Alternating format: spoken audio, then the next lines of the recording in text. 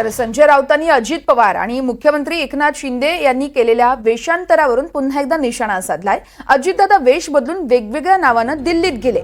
दिल्ली दौऱ्यात दादा नाव बदलून आले, त्यांचे बोर्डिंग जप्त करा असा टोला राऊतांनी लगावलाय। राष्ट्रीय सुरक्षेची खेळ झाला असेल तर दहशतवादी देखील शिरू शकतात असं म्हणत संजय राऊत यांनी सरकारवर हल्लाबोल केलाय। तर शिंदे मौलवीच्या वेशात दिल्लीत गेले होते असा देखील टोला राऊतांनी शिंदेना लगावलाय।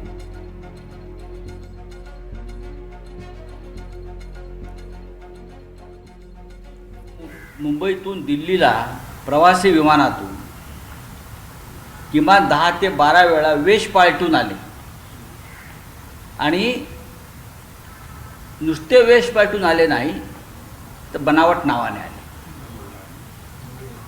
वेगळी वेगळी नावं आहेत। विमानतळाची सुरक्षा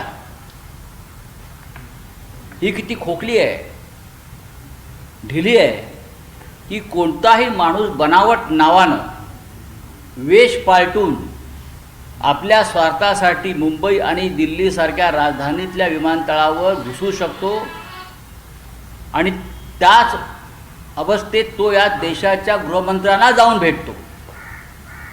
याचा अर्थ या राष्ट्रीय सुरक्षेशी जो खेळ झाला या काळात, एकनाथ शिंदे आणि देवेंद्र फडणवीस हे सरकार पाडण्याच्या आधी दिल्ली आणि मुंबईत वेश पालटून फिरत होते, भेटत होते। माझ्या माहितीनुसार एकनाथ शिंदे जेव्हा जेव्हा दिल्लीला गेलेले आहेत वेगळ्या विमानतळावरून, तेव्हा ते मौलवीच्या वेशात गेलेले आहेत।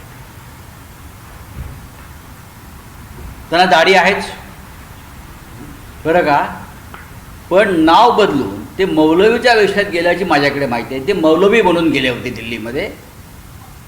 मौलवी त्यांना शोभतं ते, जरी ते धर्मवीर वगैरे चित्रपटाची निर्मिती त्यांनी केली असली आणि आनंद दिघे यांचे ते शिष्य वगैरे म्हणवत असले तरी अनेकदा दिल्लीत ते मौलवीच्या वेशात आले, मौलवीच्या, आय रिपीट, आणि अमित शहाना भेटले नाव बदलून।